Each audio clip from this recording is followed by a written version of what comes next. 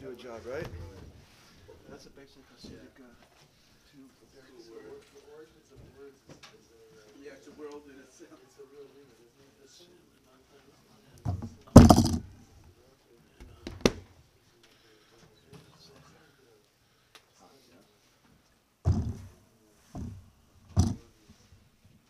Yeah, you can go nuts.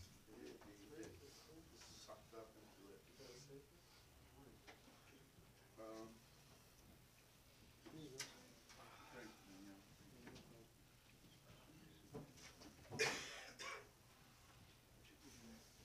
Johnny.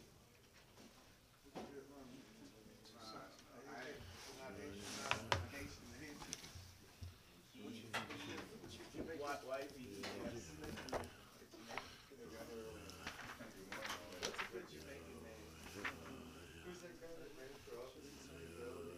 He took all the money. Who's that? The home. You know the key, right? Well, that is. The home. He took all the money.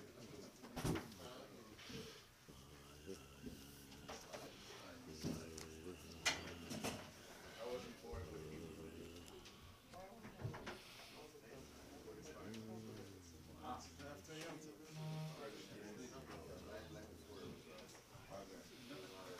So he called me up to go to REA. And your family? Two olives.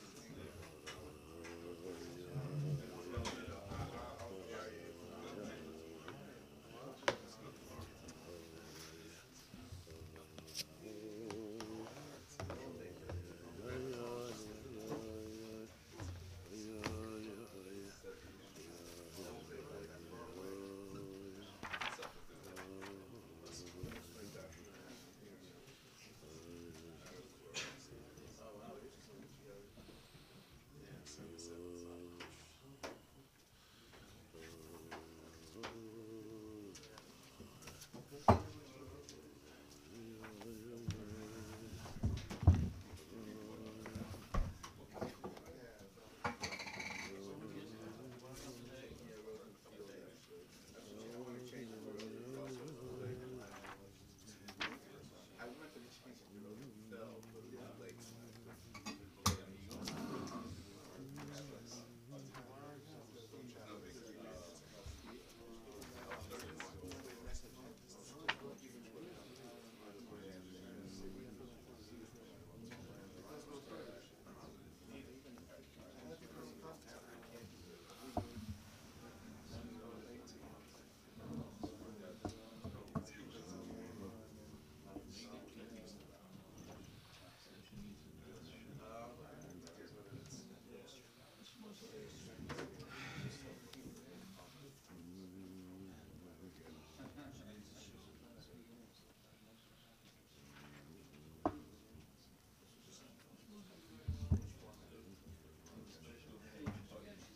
hey you, get over here.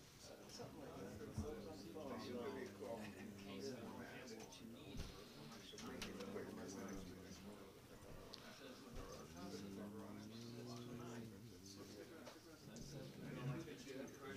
Get your lazy boy.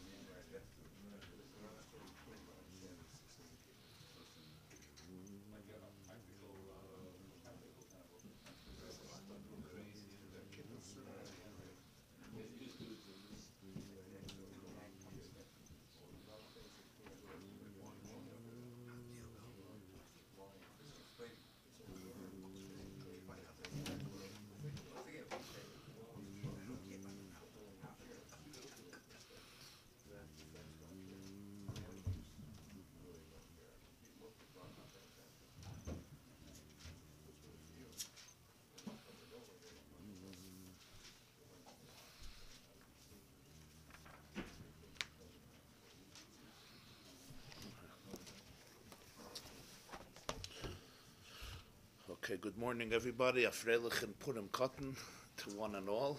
Toiv Lev Mishta Tamid, page 240. The second column. Torah Oir, Hesafis Megillah Esther, Kuf Chaf Amud Dalet, Kuf Chaf column 4, Page 240, the second column, a few lines before Siv Ches. A few lines before the 8th, Perik Ches, Eis Ches. A few lines before.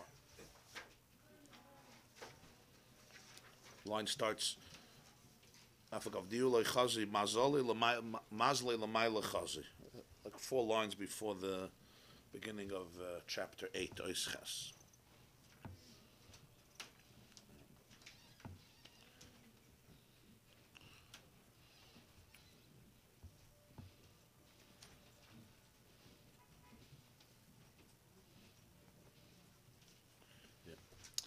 V'zehu she'amra Knesset Yisrael. This is the meaning. Thank you very much. This is the meaning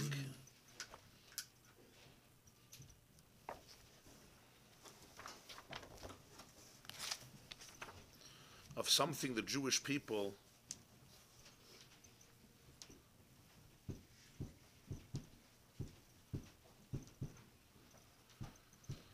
say to Hashem. In Shir Hashirim, there's an expression, Simeini kechoisam ali becha. Place me like a seal on your heart. Simeini, place me, kechoisam ali becha. Like a seal on your heart. What is the meaning of this? For Amru b'Zohar HaKadosh. So on this pasuk, there's an interpretation in Zohar. So in Zohar, in 2 places, in Parshas Vayechi and in Parshas Mishpatim, that the emphasis here is kechoisam. Simeini kechoisam alibecha. I'm asking you that the relationship should be like a choisam, a seal. Why? Says the Zohar, the afal gav the azil hacha v'hacha, the yukna ishtoyer b'cha. Even though you go here and you go there, the diyukna, the imprint, the visage, the image of the seal remains in you forever. The Zohar explains there.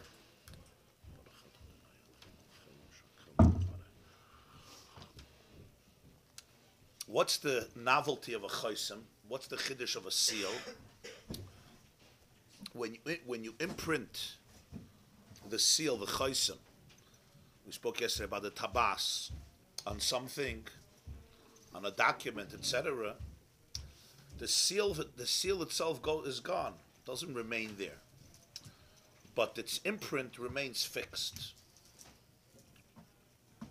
So simeini kechoisam alibecha, says the Zohar, that sometimes a Jew asks Hashem and says, I want your seal to be on my heart. The choisam, the seal of elikus, of truth, of godliness, of infinity, should be on my heart.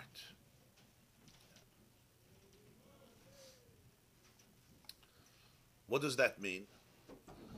I may go here, I may go there. There may be what's called a form of detachment, because the choisam is gone. The choisam, the seal, doesn't remain there, but the imprint remains forever. Simeini kechoisam, diyukna ishtoyer b'chala olam, in the words of the Zohar.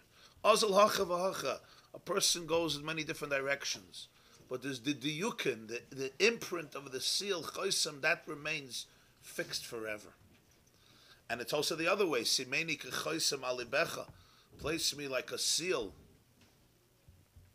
on your heart, so that the relationship always remains. Pirush, diyukni hainu oisius hachoisam. The word diyukni in Zohar means the letters of the seal, like the signature. The signet that is imprinted, that's diyukni, the oisius hachoisam. Sheboi nisha rishimu, mebchinas pnimiyis ve'ikir haratzon. And there you have the residue, a rosham, an imprint, the residue, the leftover, not the leftover, a rosham, an imprint of the pnimius, of the core of the ratzon, that was coming out in the seal. Like we learned, that Achashverosh said that Ksav asher nechta v'nechta b'tabas hamelech ein lahashav. I can't retract a document, an edict, that has the choisam, the seal that comes from the tabas, that comes from the ring of the king, the signet of the king. Why? Because the signature, The notarized signature, sealed, represents your conviction, your will, your testimony. What we're calling here in spiritual language, your pnimius haratzon. It's just a seal. It's just a few letters. Reuven ben Yaakov, or whatever your name is. But nonetheless, those letters capture, they embody the soul, the desire, the ratzon of the king over the person signing.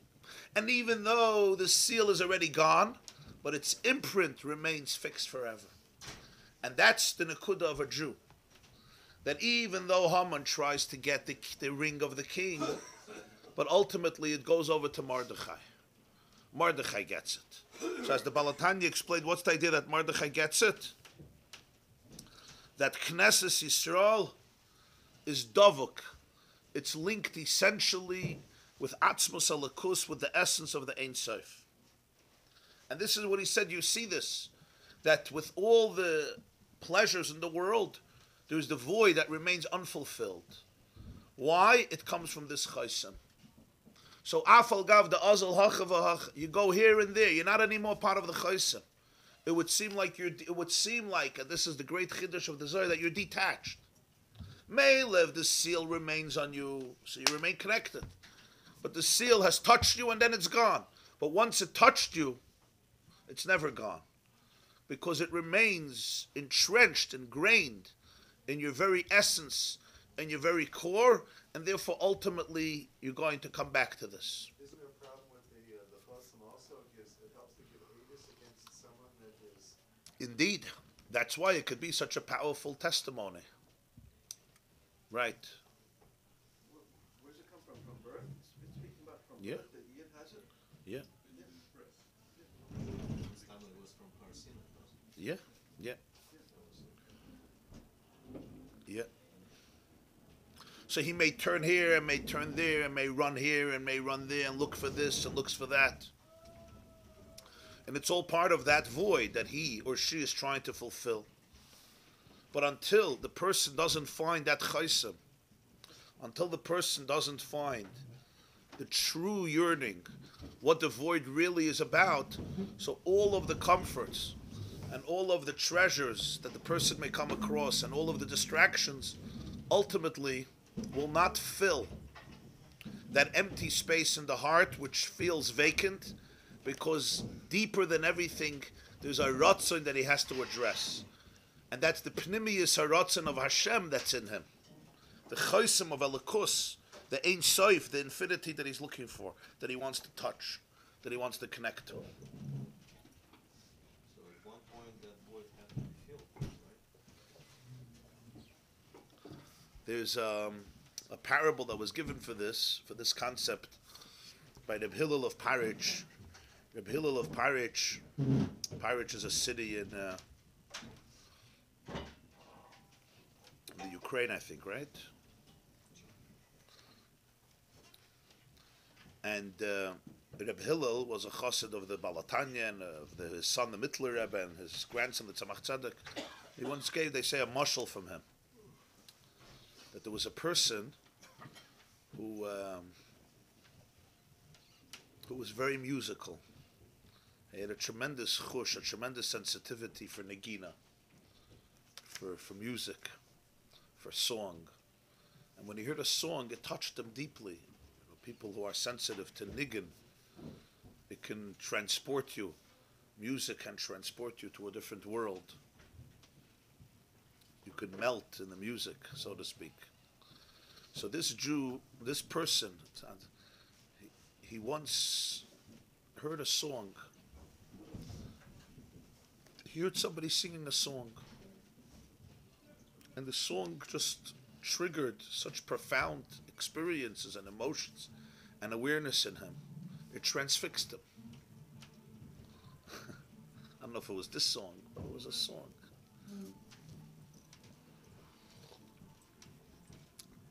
And he took the song with him.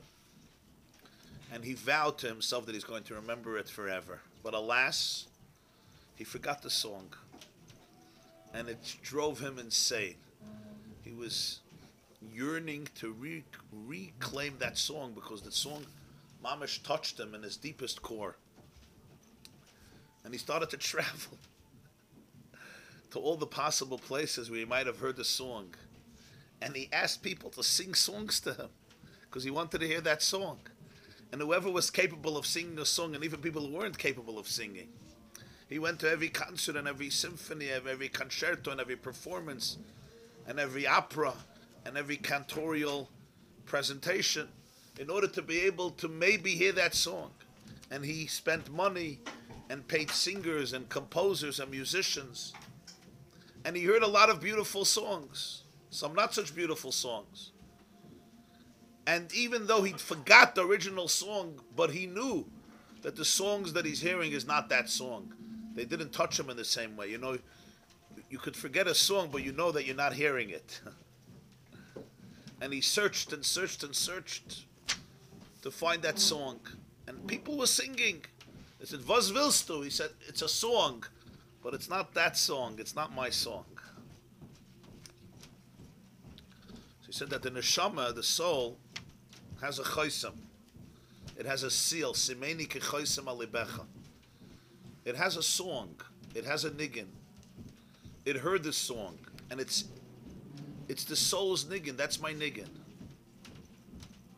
You come into the world, and the soul is looking for the niggin, and it travels everywhere to hear that niggin, and it pays money, and it buys these toys, and it buys other toys, and it travels to interesting places and meets interesting people and discovers interesting things. But really, I'm looking for the niggin. So I finish with this, I get bored of this, next. I'm looking for that song. And you hear a lot of songs. Some songs are nice, some songs are lousy. Likutei Maharan, there's an expression that everything has a niggin. Everything in the world, even every blade of grass has a niggin, every shrub has a niggin, every tree has a niggin. So it works well with it. Is each person's chosim different? There is a nekuda that's identical by every Jew, but of course there is the individual neshama as well. But it's that niggin, I'm looking for that niggin. And then when you hear the niggin, you know that's the niggin. That's the song. There's an explanation from the Chidush Harim. It says in Shlomo Melech says, "Shma b'ni musar avicha, va'al titosh Torah simecha." Right, listen, my son, to the musar of your father, and don't let go from the Torah of your mother. So here it says musar, and here it says Torah. Right, so the father gives musar, and the mother teaches. The mother gives Torah. But a more important difference here it says Shma b'ni musar avicha. Listen to the musar of your father, va'al titosh, and don't abandon Torah simecha. Where it could have said Shma b'ni musar avicha and Shma b'ni musar imecha, or Shma b'ni musar avicha v'imecha, which would have been more logical. So you could say it's just, for the poetry, for the prose, but in Tanakh every pasuk obviously is precise and meticulous. So the pshat is, it's brought in Sifrei Chassidus, that there's two sources of information. There's two sources of Torah. There's Shma b'ni musar avicha. There's the Torah you hear from your father. A good father is supposed to educate his children in a loving and nurturing and meaningful way, with discipline but mostly love.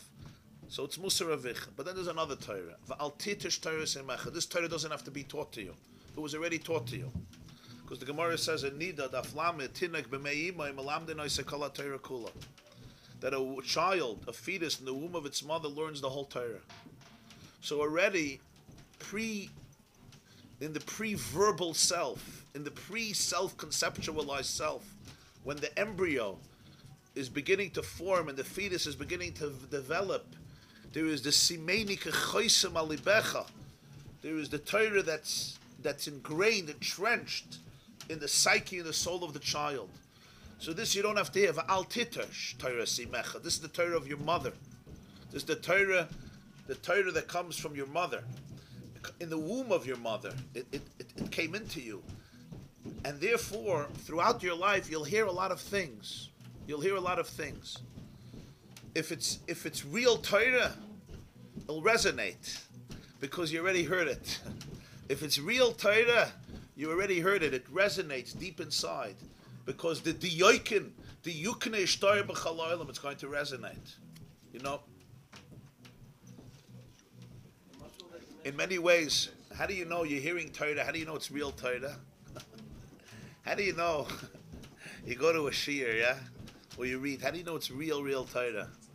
How do you know it's real Torah? The answer is you knew it already. You knew it already.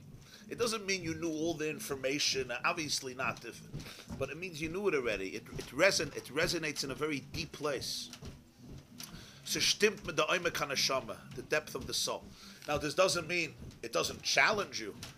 It may challenge me. It may challenge me very deeply. It's good if it challenges me. But it doesn't challenge me in a way that it turns me into another person who I'm not. It's not information that uproots me from myself and turns me into some zombie. Then you got to be very careful. You have to be very careful. It in the deepest place, it resonates. Yeah. It may challenge me because that deep place may be very concealed and repressed. But if I'm hearing new Torah, really new Torah, it's not Torah. Right? The Gemara says, "Kol ma shetalmid vasik asid lechadish, hakol nitin l'Moshe Messinai."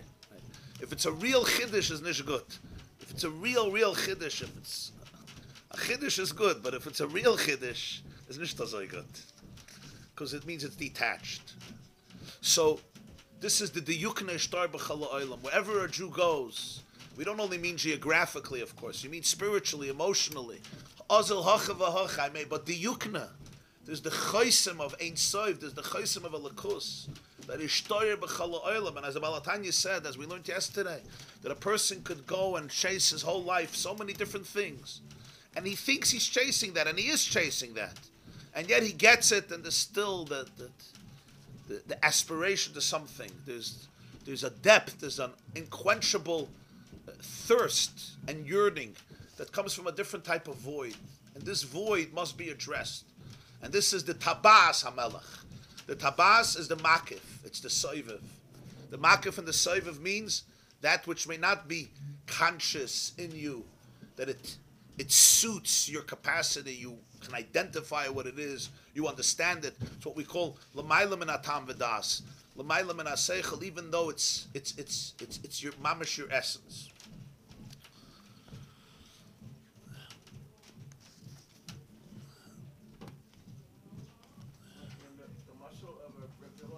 Yeah, a special mashal. It's a special mashal.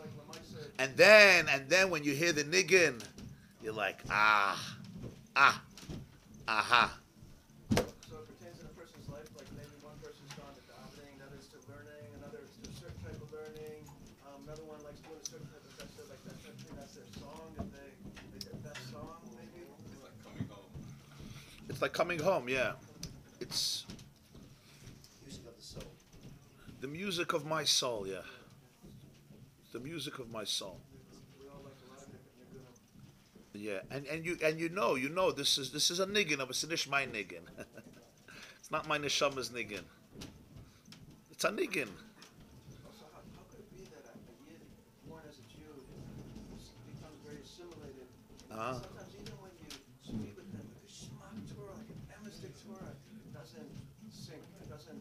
They don't feel it.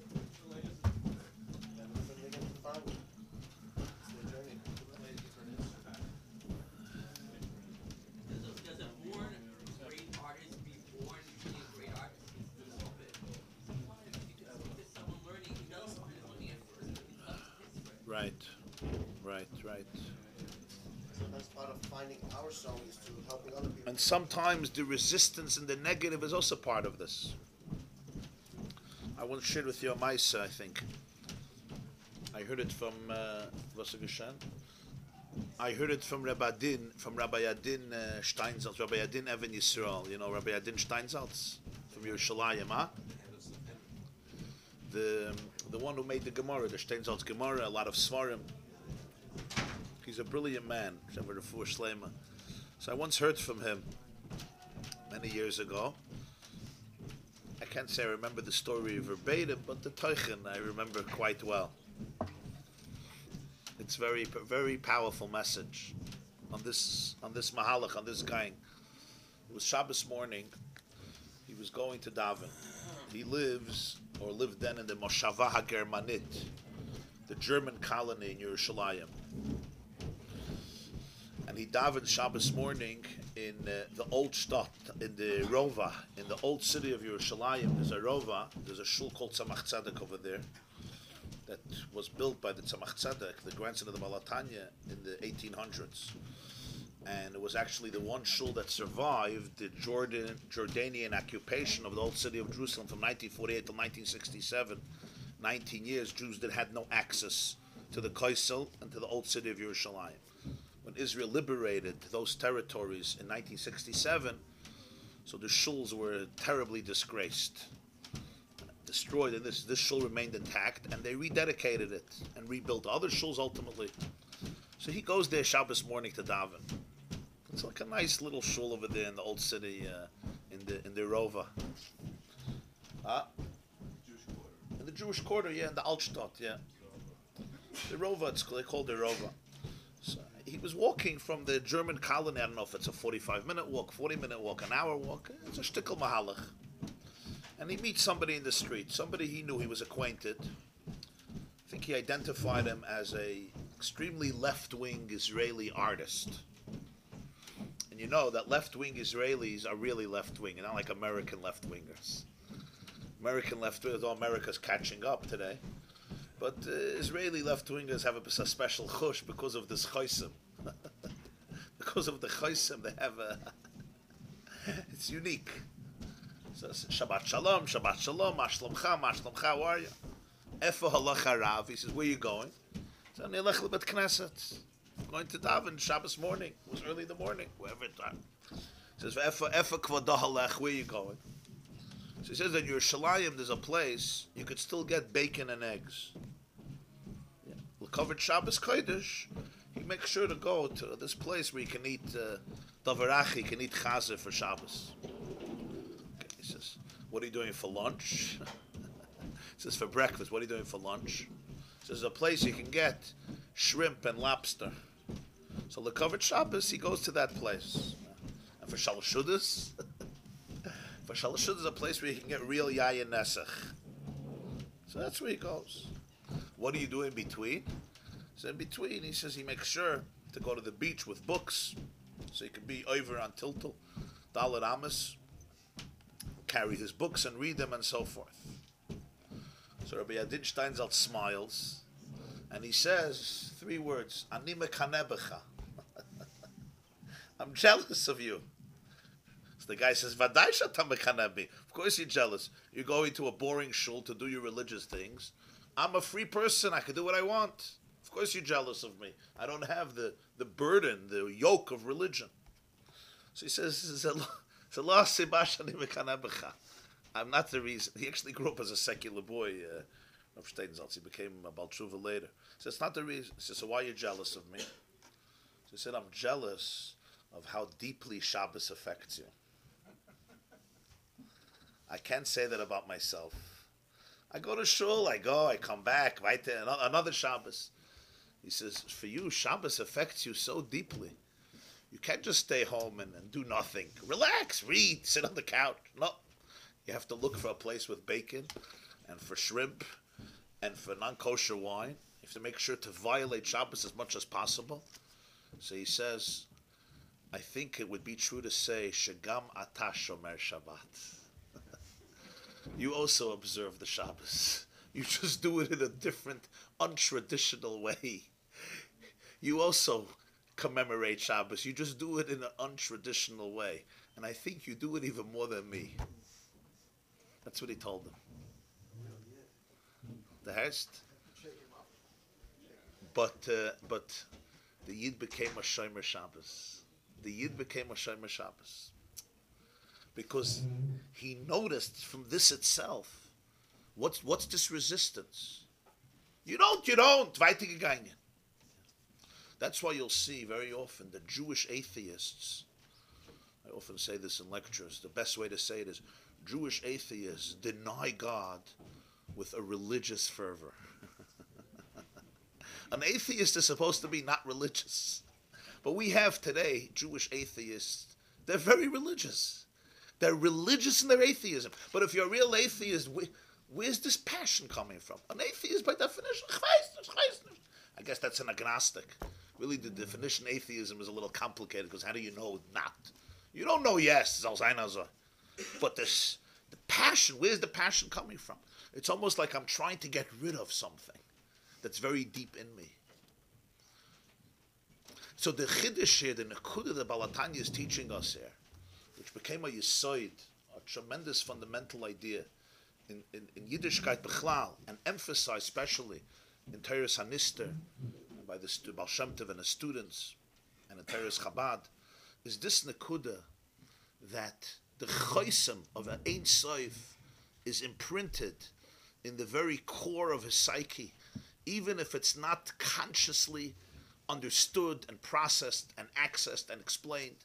And that's why it's called a tabas, it's called makif, it's called soiviv, it's called l'mayla min ha-seichel, it's called l'mayla min ha-tamvedas, it's called the chosim. I'm not indifferent to it. I once heard from Eli Wiesel, alav shalom. He was a Holocaust survivor. He came from Vishnitz. Came from a Vishnitz family in Sigit. He went to Auschwitz. So he used to quote all this. He once said a line. He said, it's a deep line. He said, Jews can love, I'll quote him as he put it. He said it verbatim. Jews can love God. Jews can hate God. Jews can't ignore God. They can love or they can hate. They can't ignore. They can't ignore. What is the, why you can't ignore? It's like when you're married to somebody. You can love your spouse. You can have a lot of issues with your spouse. You can't ignore them. You can try to ignore them. Good luck. It's going to last for a few hours. It's going to last. I grew up in a house. My father was an editor of a Yiddish newspaper, the Allgemeine Journal. So we had a lot of Yiddishisten in our home. There was an era for a few decades, more than a few decades, where in America there were many Yiddishisten Jews who spoke, secular Jews, many of them socialists. They spoke a brilliant Yiddish, and their whole culture was revolved around Yiddish, but nothing to do with religion. So this is called the Arbitering. You heard of the Arbitering? Nobody knows about it anymore. The Workman's Circle. The Farvitz was a daily Yiddish newspaper, socialist newspaper. At one point it had 250,000 readers. You have to understand the power. 250,000 readers daily. It says before internet. It was your one source of news to the world. So my father had a lot of interactions with them. He worked with them. They were an interesting breed.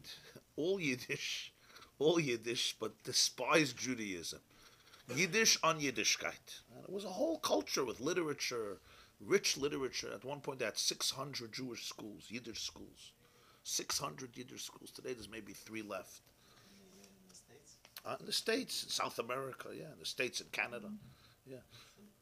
Peretz schools, Yud Lamed Peretz, Shalom Aleichem schools, all these Yiddishisten schools.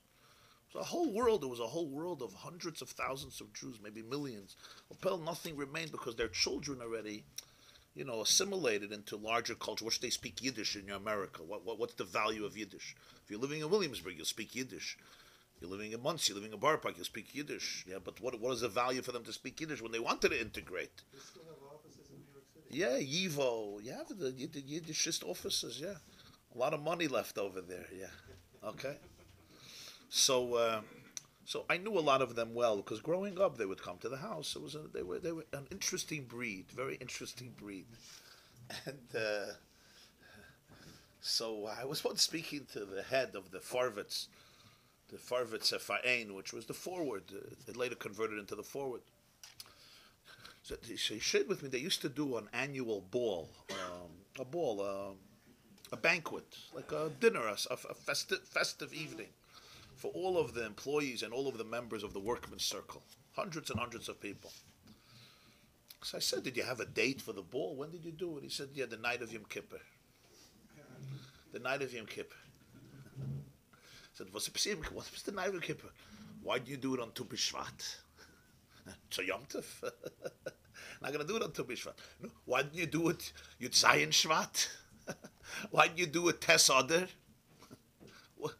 If Yom Kippur doesn't mean it, choose. It happened random, like Haman's Goydel fell out on Yud Gimel Adar. It happened randomly. They had to do something on Yom Kippur. A Jew needs to observe Yom Kippur. Because there's a chosim, there's a psachosim. He has to observe Yom Kippur. He doesn't know how to observe it. The day has a lot of koyach. Ah? The day has a lot of koyach. And the neshama. And there's a gravitational pull. Sometimes it's in a positive way, and sometimes it's like, I'm not going to fast Yom Kippur like my Zayda used to do. I'm going to eat on Yom Kippur. But that way I maintain a relationship. Negativity is maintaining a relationship. We know in psychology, sometimes when you want to be connected to somebody, you have to continue to hate them. It's nebach that this is the way you have to connect. But sometimes I can't let go of you. But I can't love you because there's so much pain, so I have to hate you. But hating you, there's an expression of the Mittler Rebbe, the depth of hate is always commensurate with the depth of love.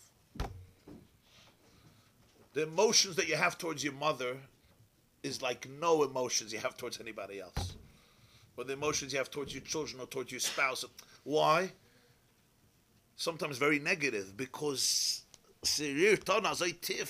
it touches you in the essence of your soul, but you never made peace with it, you never embraced it.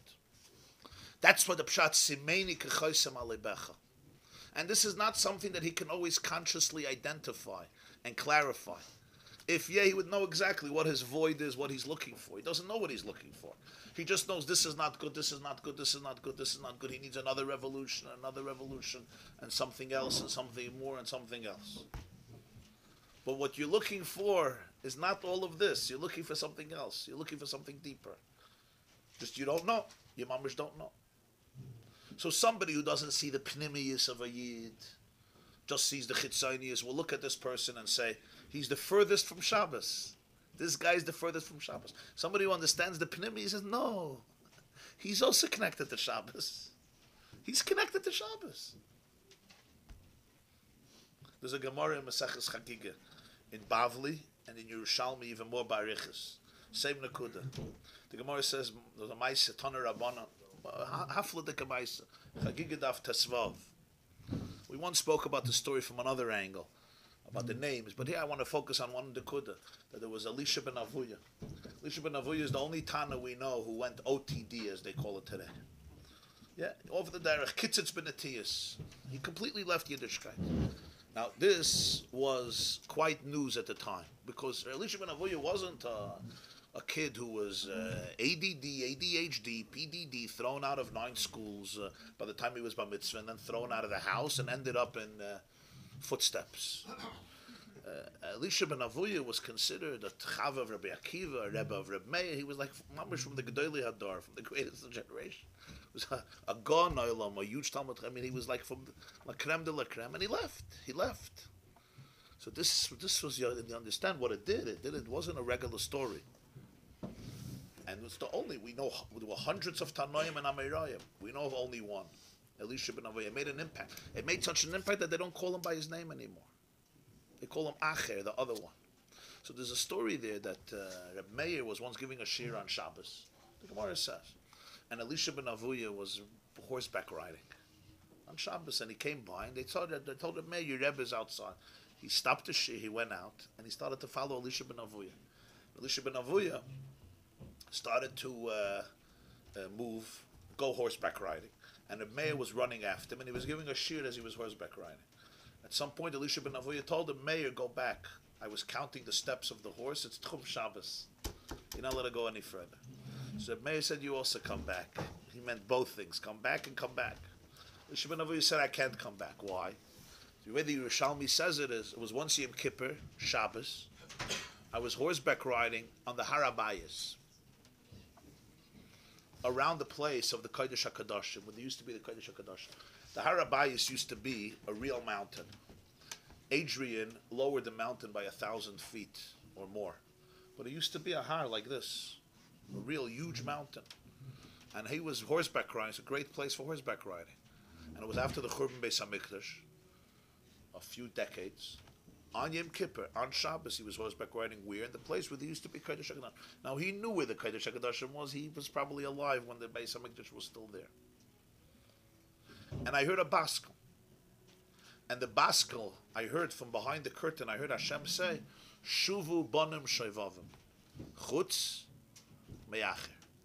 all children are welcome back, besides Acher. So I can't come back. This is what he tells the mayor. I can't come back. I heard a baskel. Yom Kippur shechali is b'Shabbos. Shuva bonam shevav chutz me'acher. Now, when you think about the story, yeah, there's a whole shir Rabbi Yosheber Soloveitchik once gave on this. What's this shuva bonam shevav chutz me'acher? How do you throw out a yid from tshuva? Every Jew can do tshuva. And why is there a baskel coming to him? Who goes horseback riding on Yom Kippur and his baskels from Hashem? People in shul don't hear baskels. This guy was horseback riding on Yom Kippur. It's talking not an Isser min HaTorah, but it's an Isser min Rabbanan. Masechta Beitzah. And he's hearing a baskel. Shuva bonam shevavim chutz me'acher. And he wasn't planning to do tshuva. The pshat is that the Rebbeinu Shalom was telling him, you're not an acher. You're not an alien. You're a child. V'haraya, look at what you're doing. It's Yom Kippur. You want to go horseback riding. So go to Montana. Go to Eilat. Go up north. Take a hike. And go horseback riding. Why do you have to come horseback riding on Yom Kippur in the base Kodesh HaKadoshim? The pshat is your heart is gravitating to Kodesh HaKadoshim because it's Yom Kippur. Instead of embracing it in a positive way, you're doing it through showing that you don't get nispol from Yom Kippur. You're going to go horseback riding. Zestach that you're a child, you're not an acher. Shuva bonam shevavim chutz me'acher. So explain why in Bavli it says chutz me'acher, in Yerushalmi it says chutz me'elisha ben Avuya, because really the Baskel said chutz me'acher, but he heard chutz me'elisha ben Avuya. The Baskel was telling him, you're not an acher, you're a child, and he heard that it's Elisha ben Avuya, because for him, Elisha ben Avuya and acher became synonymous. It's all the same nekuda, that the yuknei shtoyer b'chala oilam, afal gav the ozil hacha v'hacha, you can go here and you can go there, that the yoikin, the imprint is a shtoyer b'chala oilam. Remains forever. So that's the source of Reform Judaism? That people flock to their temples, especially Yom Kippur and Rosh Hashanah? Yeah.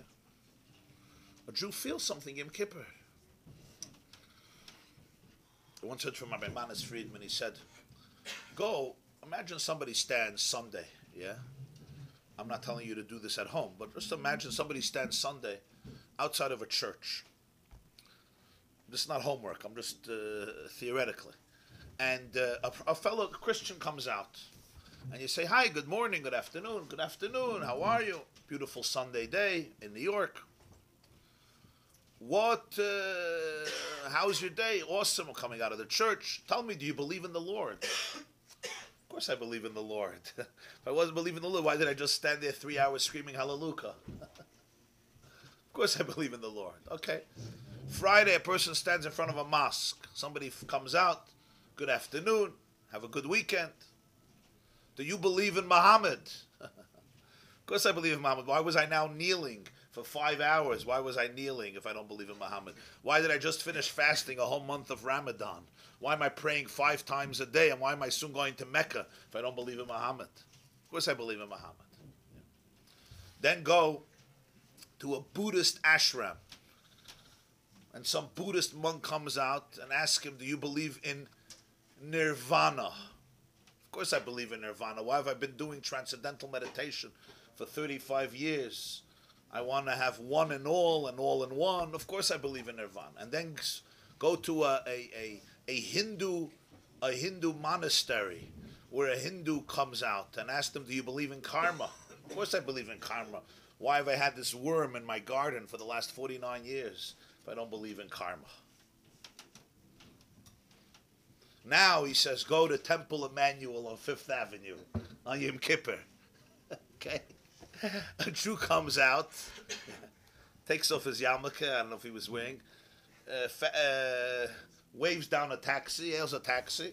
Say, wait, before you go into the taxi, tell me, you believe in God? Me? Me? Who do you think I am, some Meshugana? Of course not. What do you mean? But you're coming from the temple. What does that have to do with anything? So you believe in God? No. Haven't you heard of Charles Darwin? Of evolution? I don't believe in God. Natural selection, I believe in. I'm a graduate of Columbia University. So why'd you go to the temple? He says, because it's Yom Kippur.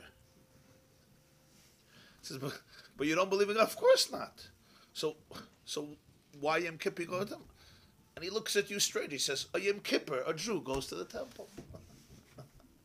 And it makes sense. It makes sense. What is that? Because that's the Chiddush. Judaism is not a religion. We call Judaism a religion. There's Christianity, there's Islam, there's so many types of, and there's a religion called Judaism. And the question is, if it's true, what's not true? The Vart is Judaism is not a religion. You can't be an atheist and be called a Christian. You're not. By definition, if you don't believe, you can't be an atheist and be called a Muslim. You can't deny the Buddha and be called a Buddhist. And yet, you could be an atheist and a Peshay Yisrael and you're called a Jew. Vizag the Gemara in Sanhedrin about Achan, Daf Mem Dalet, Afal Pisha Chata, Yisrael. And this is not Stam Chata. Achan was Yenet Tzatska. Moshe said, don't take. He took Yeshua, said, don't take. 3 Chramim in the Gemara says, Gili Arayis with Avodah Zarah. Achan was a real Tzatska. Beloshen Saginai. Afal Pisha Chata Yisrael. What do you mean you're a Jew? You don't believe in anything. The pshat is that the relationship of a Jew and Judaism, if Judaism was just a religion, either you're religious or you're not religious. So if you're religious, you're a Jew. If you're not religious, you're a goy. There are Taka people, when I came to Muncie, I didn't know this because I didn't grow up with it. But somebody was talking to me once and he says, my brother is a goy. My brother is a goy. So I didn't understand what he means. So in my naivete, I started to think what happened. Did his mother convert later? And it was interesting because he came from a very prominent Hasidic family. So his father married a non-Jew, and they had a baby, and then his mother converted, and they had him. So I'm like, wow, this is going to be a juicy story. I'm like looking forward to the story of how it happened, how his father met his shiksa, right, in Sweden somewhere. I'm waiting for the story. Because in my simplicity, if his brother is a guy, he means he's a guy, he's not Jewish. And it took me like a few minutes to realize, no, his mother is echte, ehrliche, jüdische, heilige, chassidische, tznius de Gefreu. Redt nor Yiddish. The guy redt Yiddish, yeah. And then I realized it's not even a Shabbos guy, it's a Zunte guy, mit a Monte guy, mit a Dinste guy. Because the definition of a guy by him is, if he's not doing what the family does, or he's not following Torah mitzvahs, he's a guy. What is it based on? It's based on a very simple equation.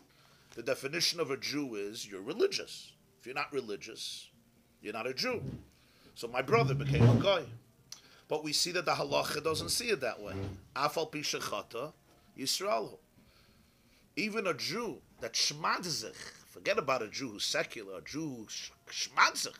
If he's mekadesh an isha, if he betroths a woman, l'halacha, she needs a get. If he's not a Jew, if a Jewish woman marries a non-Jew, she doesn't need a get. It's not kiddushin. Here it's called kiddushin. It's called kiddushin.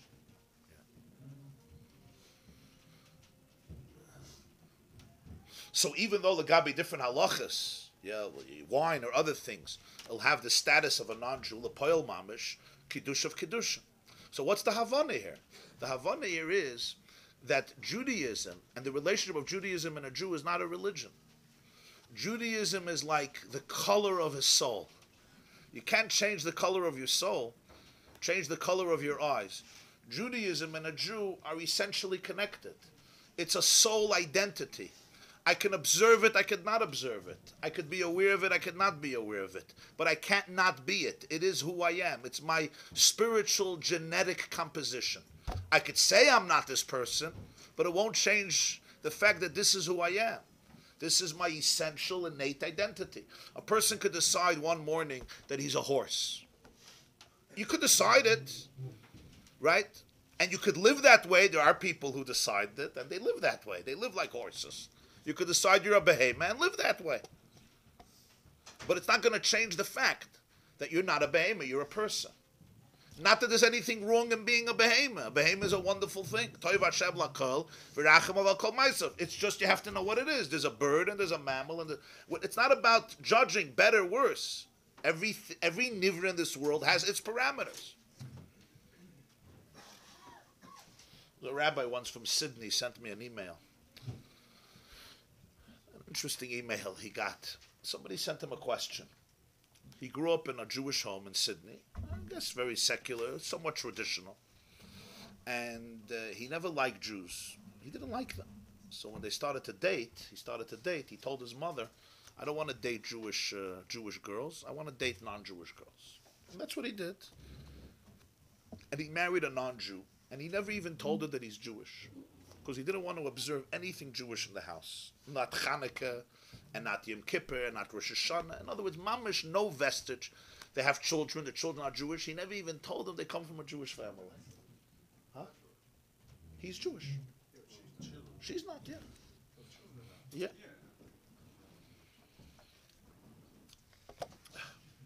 And he writes, he sent me the letter, he writes that recently, he knows that his parents have a plot in a cemetery for the family, for him too. But he doesn't want to be buried with Jews. So he bought himself a plot in the Christian cemetery so that when he dies, he's going to be buried with non-Jews. So like this letter is getting more inspiring by the minute. What's his question from the rabbi? He says, I have one problem. I still feel Jewish. So I want to know if Judaism has a tradition through which I could officially become not Jewish. For example, baptism, they sprinkle the holy water on you, and you become a Baptist. Does Judaism have a way where they could sprinkle some water on me and un-Jewish size me? Because it's really bothering me. I really don't like it. I want to get rid of it completely. And I want to know if Judaism has such a ritual. And he says, thank you for your help with this question. I know it's a question that's not usual for you, probably. You don't usually receive such questions. Now, think about this question. Think about it. The man ran away as far as possible. He's not even ready to be buried after death with Jews. For whatever reason, I don't know if there was some pain or some abuse. I don't know the reason. I don't know the background of the story. But something in Judaism that he can't stand, he can't tolerate. And yet, he's coming to a rabbi, and he wants to know if Judaism has a ritual to make him officially not Jewish. But if Judaism is fake, phony, and fraud, let's say we have a ritual. Let's say we could sprinkle on you chamishim sa'ah, mayim she'uvim, and make you not Jewish. Line of Gemin is the whole a joke. You're running away from it. I wrote back to him. So there's good news and bad news. The bad news is that Judaism has no ritual through which you could become not Jewish. That's the bad news. The good news is you're as Jewish as Moses, as King David, as King Solomon, as Rabbi Akiva, as Rashi, as Maimonides. You're as Jewish as all of these personalities. And you may not be as knowledgeable and as observant of them, but you're as Jewish. And because it's who you are, instead of hating it, try to learn how to make peace with it, how to embrace it. Because look at your letter. You ran away as far as possible, but you're still looking to Judaism to help you disconnect. And the funny thing is, you think it's normal. It's sane, it's rational.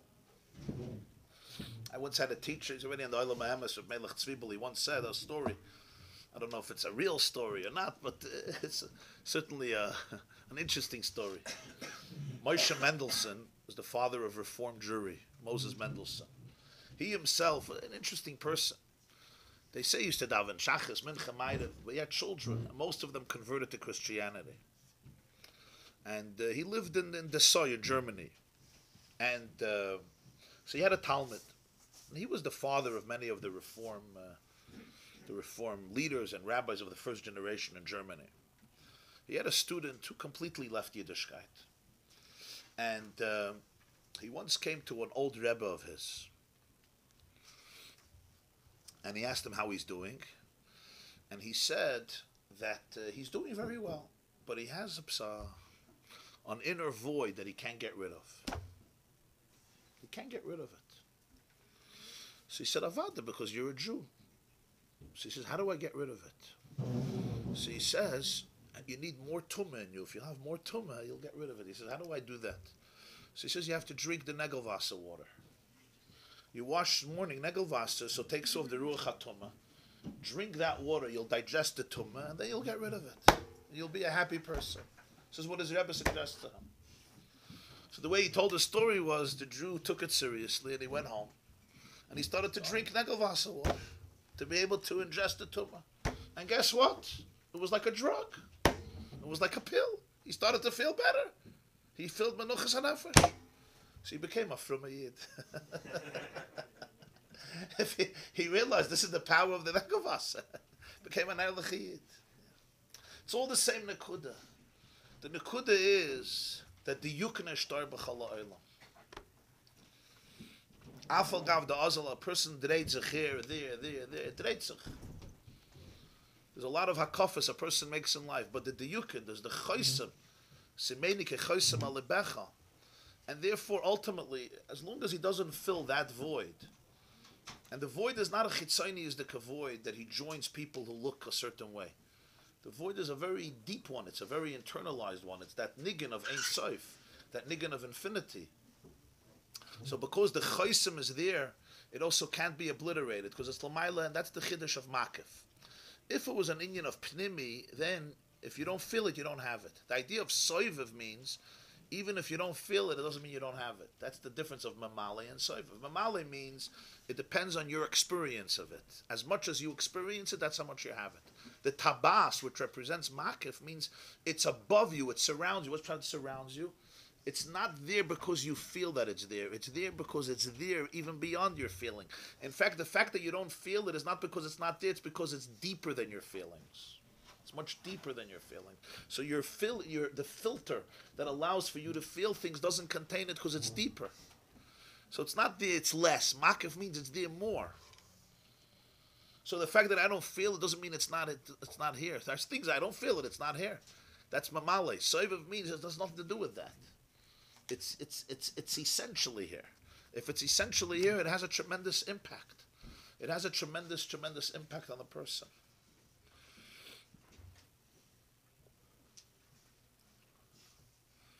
No, but that's shayla. I'll be Messiah with a story. I heard this story first from my father, Allah Shalom, many years ago. He heard it from the person himself. Then I read it in an autobiography that he wrote. I saw the story there also. It's a very deep story. There was a Jew in Israel. He was known as Zalman Shazar. Zalman Shazar was the third president of Israel. The first one was Chaim Weizmann. The second one was Yitzchak ben Tzvi. And I believe the third one was Zalman Shazar. He became a president in 1963, and he was a president for 10 years, till 1973. He was a real left-wing Jew, a scholar, a speaker, a poet, socialist, left-wing. He was the first education minister in Israel, secular Jew. His real name wasn't Shazar. His real name was Rubashov. And he came from the Lita, he came from Lithuania, from a little town called Demir. Today it became very famous because the Mir Yeshiva came from there. The Mir Yeshiva, the city is not called Mir, the city is called Demir. The Mir Yeshiva is not the Mir Yeshiva, it's Demir. The name of the yeshiva is Demir, right? It's not the Mir, just for Jewish virtual, Jewish, what is it called? Jewish information, yeah. So he came, his family came from that town. He was named after the Balatanya. Shneir Zalman, he was named to the Balatanya because his Zayda was a Chabad Chassid. His Elter Zayda was a Talmud of the Balatanya. So they named him for this Balatanya. But this was the generation, early 1900s, late 1800s, where most Russian, Lithuanian Jewry left Yiddishkeit. People don't realize, but 50-60% left Yiddishkeit, including he himself. And he became a socialist Zionist, which was very compelling then. I mean, hundreds of thousands of Jewish youths were allured into the visions of this grand utopia that will transform the world and turn it into a paradise. Karl Marx's socialism and Theodor Herzl's secular Zionism and the combination of both. And this swept through Eastern Europe. And now is not the time to elaborate on the history, but it allured, it brought in, it spoke to millions of Jewish youth, because many of them didn't see a future within Judaism and the Blood Gemara. For them, this was just a perpetuation of 2,000 years of persecution, and they were looking for new isms. Every day there was a new ism. That's right. Zalman Shazar was 15 years old.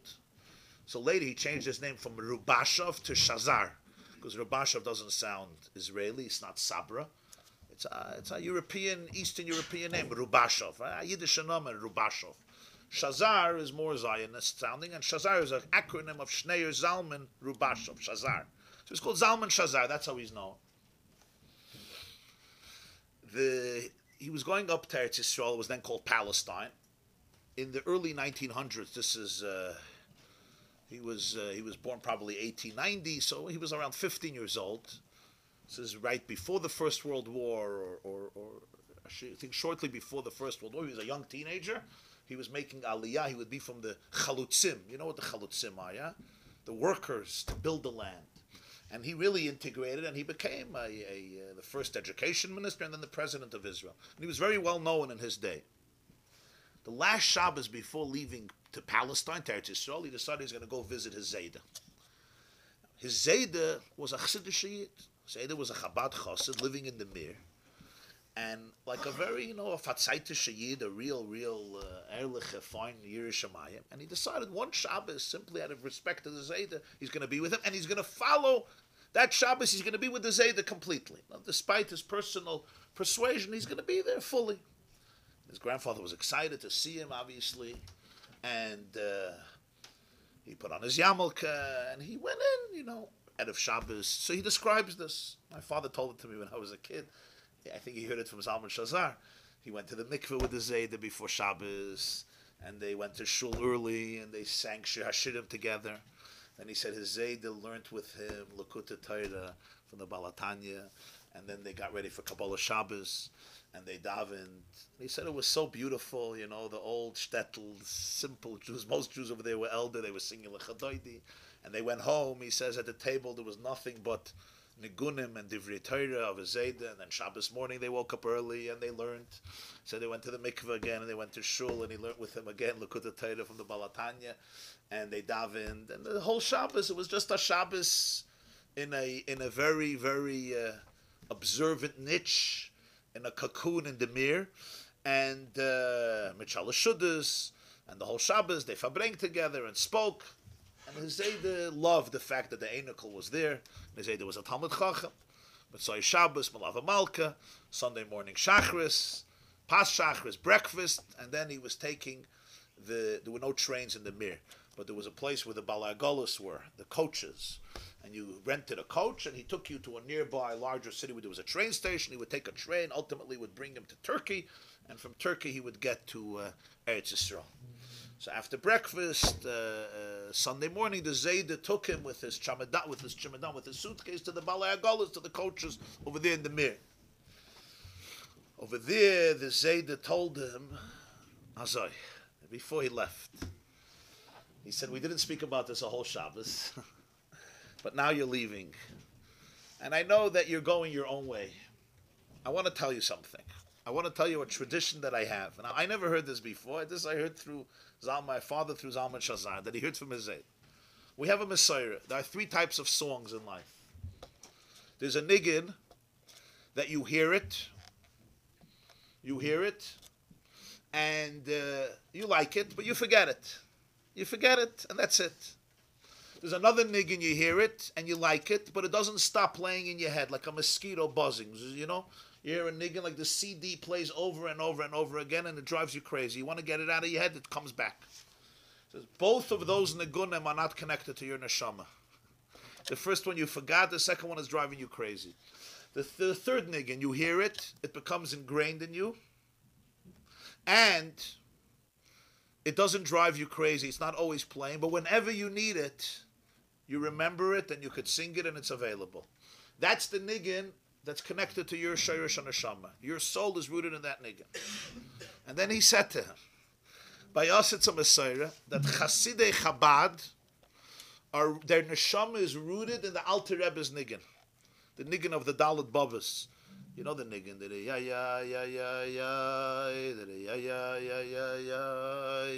So he said, we have a tradition that Chabad's Chassidim's neshama is rooted in the Alter Rebbe's niggin. But mainly he said Shnei Zalman, and you're named after him. So I want you to know, you're going to go through life. You're going to go through life. At different stages of your life, if you see that you forgot this niggin, it means you're disconnected from yourself, from your roots, because your soul's roots are this niggin. So if you forget this niggin, it means you're disconnected from your roots. Don't forget this niggin. That's what he told him. And then he said, it says, Al yipoter adam mechaveri ele metoch dvar halacha. The Gemara says in Brachas. So let me tell you halacha. He told him over a Rambam in Hilchas Trumas about Eretz Yisrael. He asked him a contradiction to another Rambam.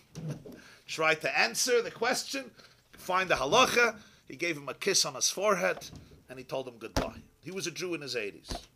Zalman Shazar said he came to Eretz Yisrael, and a few months later he got a telegram from home that the Zayda passed away, very shortly after. So he continues the story, and he said those words stayed with me. He was completely not connected to Yiddishkeit. But he said at every major juncture in my life, whenever there was a fork in my life, he says, Ad hayoym hazeh, as the secular president of a secular state, a Jewish state, but secular, when I have to make a serious decision, I have two ways to go in life, and I'm not sure which is right. I ask everybody to leave the room, I close the door, and I sing the Alter Rebbe's niggin. If the niggin comes to me, I feel good and wholesome. And if the niggin doesn't come to me, then I know I have to stop everything and make a cheshbon hanefesh and go back all the way to the source. See what's happening in my shayrish. And this niggin has escorted me ad hayoym hazeh. This is what Zalman Shazar said. In the later years, even though he was much older than him, he started to come to the Lubavitcher Rebbe in Brooklyn. He came quite a few times as president. And he became much, the Rebbe brought him very, very close to Yiddishkeit. Much, much closer. A little while before he died, he came here to New York. And it was Yud Beis Tammuz. Yud Beis Tammuz is a big Yom Tov in Lubavitch because it's a Chag HaGeula of the Rebbe Rayatz, who was arrested by Stalin and sentenced to death, and he was saved. So it's a big day. So Zalman Shazar, who came from Russia, he knew the matzav there, what they went through, what Jews and Chassidim went through in Russia. He came to the Fabrengen in Yud Beis Tammuz. I saw the video of this, and I heard this from people, but nobody knew the reason, because I read about this years later, and I don't know if this was bekavana or not bekavana. At the end of the Fabrengen, the Rebbe said they should sing the Alter Rebbe's niggin. Good, which they used to sing at different occasions. At the end of when it came to the high part, before they started, there was a menagin, Rabbi Yoel Khan, he would start the nigunim. So the Rebbe went like this, that they should sing the climax Alter Rebbe's niggin 10 times. Which goes and goes, you know which part? Ya ya ya ya ya ya ya ya ya ya ya ya ya. Now this is a niggin the Balatanya made. It has 4 stanzas, and it's mechuven keneged the Daled Oulamis. It starts with Asiya, then you go to Yitzira, then you go to Bria, and then this stanza is Atzilus, the high. And then they come back and unite. It's a very, very, it's called a niggin mechuven. It's a very, very, it's considered his niggin. Even though he made a lot of nigunim, like Avinu Malkeinu and Kol Doidi and many other nigunim. But this, so they sang the niggin 10 times, the high part. And Shazar was sitting there. So I was a baby, so I can't tell you I remember, but I saw, they have a video of it, so I saw it. And I saw that he was sitting, and he was completely, like in a trance. He was like completely transformed. Now the Olam just thought, he came from Israel, it's like a shmaka niggin, thousands of people were singing it. I don't know if there was anyone in the crowd who understood the meaning of that story. Here was a man, he was already in his 80s, shortly before his death. He ran away to the other extreme from Judaism and certainly Chassidus. And at the end of his life, he's sitting by the Lubavitcher Rebbe, who was an Einikol of the Alter Rebbe. His name is Shnei Zalman, surrounded by Chassidim in New York, and they're singing the Alter Rebbe's niggin. It was an incredible, incredible moment. The Rebbe was singing, he was singing, the Olam was singing, And it represented, this powerful chosim, the stamp, the seal that sits in the subconscious of a person's soul. And you can go here, you can go there, you can go there. But when you have a pneumistic approach, so then the connection is never lost, and it remains for eternity. The same is true in every person's own life. You have to know. You go here, you go there. Medreitzach. People get lost. People get overwhelmed. But the chosim never goes away. The diyukin, the chosim is maybe not here, but the diyukin of the chosim is imprinted in your heart forever. Okay.